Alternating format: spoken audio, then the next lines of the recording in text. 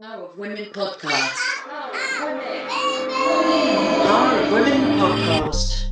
Hello and welcome to the brand new Power of Women podcast. I'm Amy Redmond, Artistic Director of POW, a charity based in Thanet that organises and facilitates community projects throughout the year, as well as an annual festival which coincides with International Women's Day on March the 8th. We operate across the three main towns of Thanet: Margate, Ramsgate and Broadstairs, with the goals of encouraging community involvement in local arts and culture activities and profiling the work of local female artists. These first 4 episodes are being released daily in the lead up to the POW Festival, a 4-day digital festival that focuses on power in protest.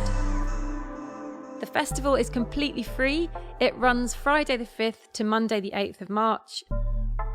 There's over 40 events to choose from. Go to powthanet.com for the full lineup. Or follow us on social media at powthanet.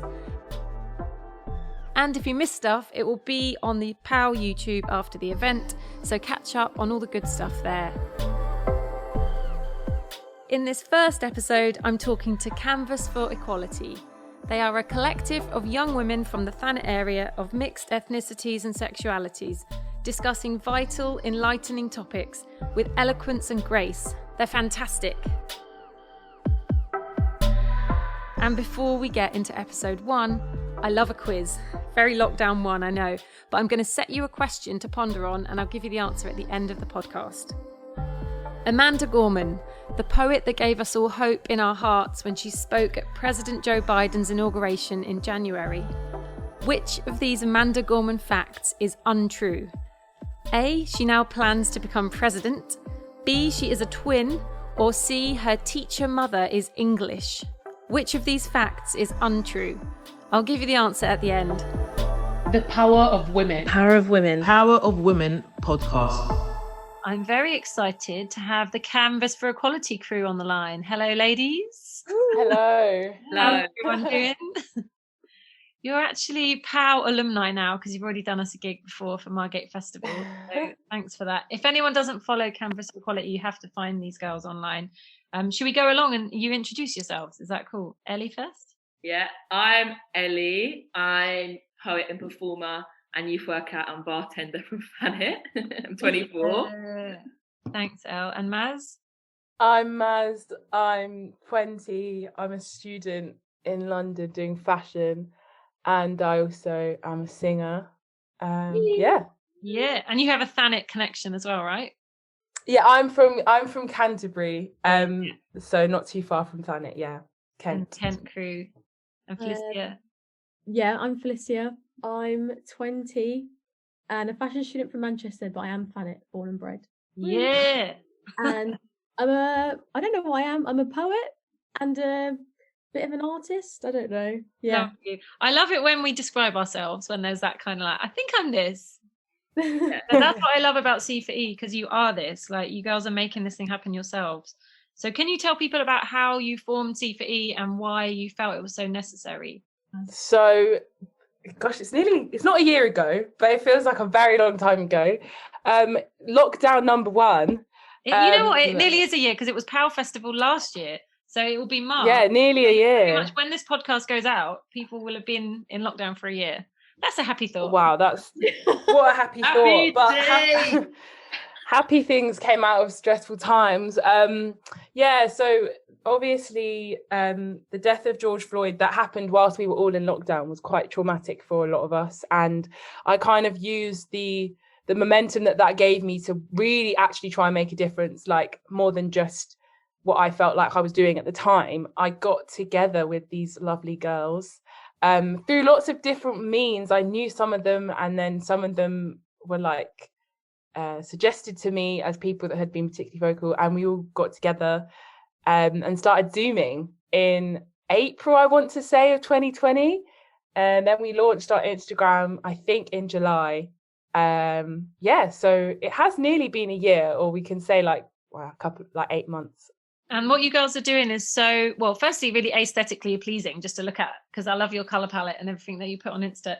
but it's also so bang on and relevant. And we were just discussing before this about the Florence Given and Slumflower situation, and you girls cover it with such like intelligence and dignity and like humility, but also real humanity, because it's like we were just talking about how, you know, we're all fallible, we can all make mistakes, and like conversations around cancel culture, it's like that wider conversation is that we're all human and we need to like listen and forgive and not put anyone on a pedestal, because there's only one way down from a pedestal.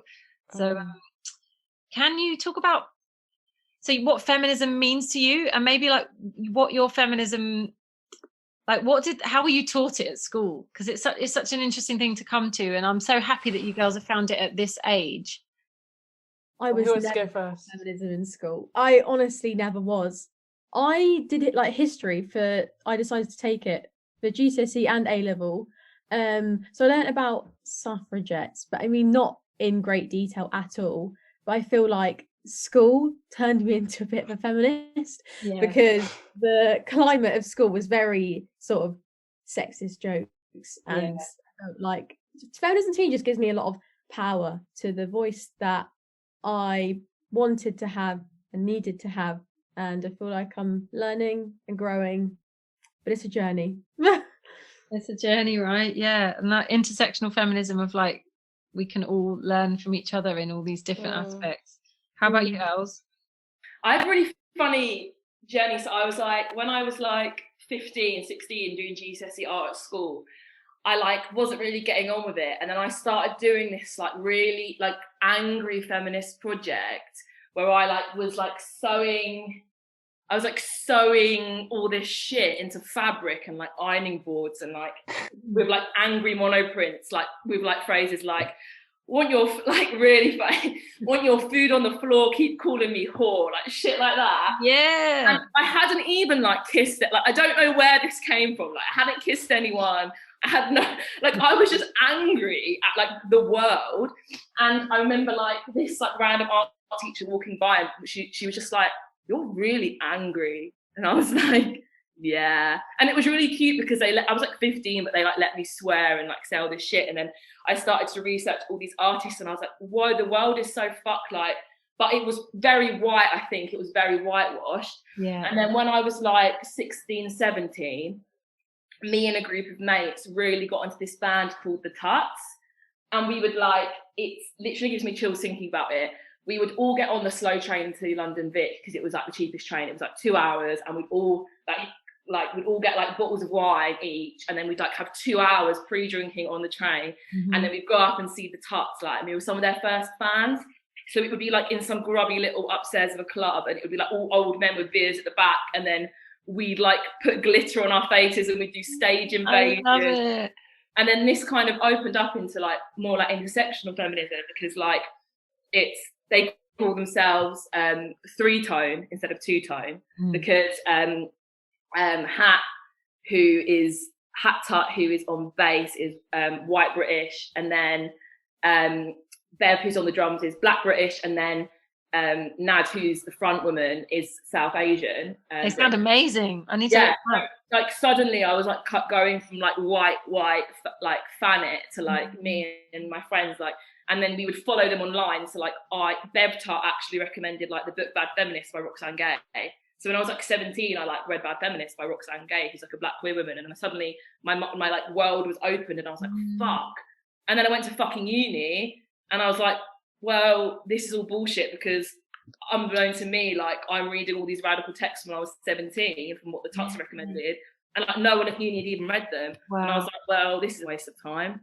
Like, well, I think that's what every student feels now in lockdown as well. Yeah. Sorry, that was a really long tangent. No, not at all. It's fascinating. I want to look that band up. A very specific journey from like very sort of closed feminism to like more of an open. It's lovely to hear because often, we talk about like the baggage around that word and how people are like almost embarrassed to say they're feminist to a certain age, or they start to realise it's just gender equality, basically. Thanks, Elle. And Maz? Yeah. I feel like my journey was a bit like slower. I went to an all-girls school, so the idea of feminism, it was like, I don't know, I feel like I found it more difficult to kind of latch onto my femininity, also struggling like with identity issues. And so it wasn't actually until I left that kind of bubble of that like mass like female energy that actually could be quite toxic, of like comparing myself to my white like counterparts and stuff. And when I kind of started to become more accepting of myself, it kind of changed. And actually I wouldn't even say, I think even moving to London, like I've become more like vocal in terms of feminism as well, but also just being friends with really inspiring women has like helped me a lot. Like being part of Canvas for Equality and like kind of being inspired by all of you has helped me so much. And like I always say, like becoming friends with Alethea and Lauren, who are also in the collective, helped me to kind of work out my identity and work out my identity as a woman, and as a mixed race woman. So it was kind of a stop-start journey, and I feel like I'm still on it. But yeah, that's how I describe how it's been for me and how I feel like about the word feminism. So I'm really, it's so awesome to hear people's journeys to it, because like that is, you know, probably why Canvas for Equality exists, right? Because you've all kind of at that voice, and I think so many people are going to find you and be at that same stage. So it's like we can all learn with you and together. We'll continue with this interview just after I think of today's sponsor. Hang on, there isn't one. POW Thanet is a charity that does incredible work across the community, culminating in this fantastic festival every year for International Women's Day. And we're really excited to start doing projects all across the year. So if you'd like to sponsor this podcast, get in touch. Also, you as a listener can support us by rating this podcast 5 stars, please, and give it a nice review. This all really helps. Thank you for your support. The Power of Women. Power of Women. The Power of Women. Power of Women podcast. What do you think you are going to be doing for POW in March, and what can we look forward to for your gig, which is going to be closing the POW Digital Festival on March the 7th? So exciting. Yeah.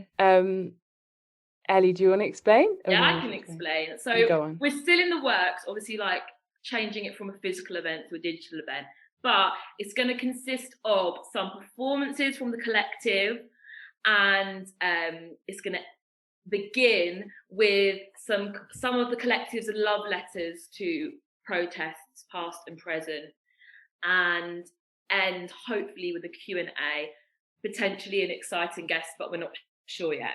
But yes, performance and discussion and love letters to protest is the content. I love that. I really love that, because we were just talking as well about how the theme of the festival is power in protest, and how it's an odd one right now because we're all at home, and like how do you protest from home? So I really think you girls do that so well on your Insta. Sorry, Mary. Yeah, and I think we've I don't want to go into a tangent, but I think we've spoken about this before, like just as friends, but like often Akala writes about this, often we think that like protest isn't very British, but actually like protest is like really, really British. Like if peasants didn't revolt in like the 1300s against the feudal system, there'd still be men on horses, like being like, give me your crops. I don't know, like people, like every change in our society is through protest. Like, you know, we were talking about the Bristol bus boycott, where like black and brown men couldn't drive buses in the fucking mid 60s, like and then there was a protest and then they could, like so we protest however we can, like even locked away in a pandemic, because that's what we do. And like I think that there is something to be said for all these government petitions and really getting voices out there, because even sometimes when if you are allowed to go to protest and you're not in a lockdown, you might be someone that gets anxiety and can't handle a protest, but you could be the person, you know, uploading the photos back at base and like, you know, doing your bit to make these things happen. You don't always have to physically be at protests. And even almost, I'd say something that I feel like might not seem like an act of protest, but unfortunately is not happening enough, in my opinion, is just being that person who, regardless of your race, of how you identify, is speaking up for these important issues every day, like day to day in conversation. And that seems like it seems like it's easy, but it's not. But the more that we do that, I feel like the more we can progress. And that I see that as a little act of protest in terms of you know, I'm not going to just let that slide. I definitely agree. Questioning, and keep having those conversations, and normalizing questioning things is a new thing. Yeah, people aren't used to being like called out, and actually making it chatty is much nicer. And again, that's why I love what you girls do, because it's conversational and it's like hands up, we're all learning here sort of thing. But I'm really looking forward to you being part of the festival and closing it. So I'm just super proud to be working with you, and I think everyone should follow you and listen and learn on the same level as you were saying. No one's on a pedestal. We're all in this together. And hopefully that's what people are going to take from the festival as well. But I just wanted to close by asking each of you who an inspirational feminist is to you. So it might be your mum or it might be Beyonce, but if you and if you maybe you'll take part in the Thanet challenge where you can draw them as well and put them up in your window. So I look forward to seeing your pictures. But should we go down the line and hear who your inspirational feminist is? Well, I just suddenly thought I was like basically doing some research in my family tree, and my granddad's mum, I don't think she'd probably call herself a feminist, but I was thinking about all she went through. She's called Audrey my great grandma, because her husband was really abusive and an alcoholic, my granddad's dad, and she was a factory worker, and then she really sadly died of like TB when my granddad was 18. And I was just like thinking of what a legend she was to have like got through all the struggles of her life, whilst like literally like my granddad's fond, like even in his old age, had such fond memories of the love she gave him, despite the fact that like his household where he grew up was really abusive. And I just was thinking that I really want to own a barge and call it her name. That's just a random. But I just think, fucking hell, like I can't believe one woman went through so much. When you hear stories of women from that generation, you just think, oh my God, we don't know we're born. Like the things we're fighting for are very important too. But you know, the stuff that went down, that's just incredible. Do you have any photos of her so you'd be able to draw her for this challenge? Yeah, I do have photos of her. They're really lovely. It was really sweet. My granddad would say that he didn't believe in ghosts, but sometimes he'd be in the garden in his little house, and he'd hear her calling him in for dinner. Oh, my heart breaks. So I just think, absolute legend of the game, and I'm really like proud to like be in her lineage of like. Yeah. But then it's also the complications of also having like a bloody abuser in your blood as well. Like, yeah. You know, but family baggage, man. God, that's just family life. Thank you for talking about her. Let's all just have a moment for Audrey. Big up. Yes. Maz next. Not even to be soppy, but I was just racking my brains, and the people that I actually am inspired by the most is you guys. So that's probably mine, just because like that you guys inspire me the most like recently, and that's my answer. That's lovely. And like, only 3 of you are here, so do you want to big up all of the girls? Say all their names. Yes, big up to all of the girls. So big up to Ellie, Felicia, Danya, Lauren, Alethea, Khadija, Anna, Nancy. All of them inspire me the most. Lovely. So the full C4E crew. And you can find them. I keep saying it, but you can find them all if you follow them. Yes, please follow us. They've got really cute favourites in their stories that's like all of your lovely faces. And finally, Felicia's inspirational feminist. I was, when you said it, I was trying to think of somebody not from family, and then when you said like our mum, I was like, actually my mum probably is. Because again, I don't really think I was taught about feminism in school. I think the sort of in a way, this sounds weird. Even my dad, the sort of like the way my brain works in terms of having self-love and self-respect all comes from my parents. I mean, my dad's like always told me that it's like really important for me to just, like be solid by myself and on my own. And like, especially for a man telling you that, it's quite, I don't know, it's quite nice. And with my mum as well. It's beautiful. I respect my mum a lot because she like moved over here from Jamaica and like brought her kids with her. So I just have a lot of respect for doing that. Incredible. Thank you so much. Well, big up Felicia's mum. And big up Felicia's mum for giving us Felicia. Exactly. Thank definitely. you, Felicia's mum. Thank you so and, much. If you can draw her and put her in your window, then you can be part of this Thanet-wide art challenge of us all drawing our ladies. It'd be nice to see you do that with the hashtag #PalThanet. Everyone do theirs. That's really lovely to talk to you. I feel like really uplifted by having actual human contact with lovely people. So thank you, and I can't wait to see what you bring to POW on March the 7th. Mwah. Woo! Big love. The power of women. Power of women. Power of women. Power of women. The Power of Women podcast. Thank you, Canvas for Equality. Before we finish, it's quiz time. Every episode, we're going to end with a little fun quiz. So here is this episode's question. Which of these Amanda Gorman facts is untrue? A, she now plans to become president. B, she is a twin. Or C, her teacher mother is English. And the answer is C. Her mother is not English, but she is an English teacher. Thanks for listening to this, our first episode in a week-long journey to our annual International Women's Day Festival. Please rate this podcast 5 stars and leave a little review. It really does help us. And if you'd like to support us even further or get involved with us, find out how at powthanet.com. Women podcast. Power of Women podcast.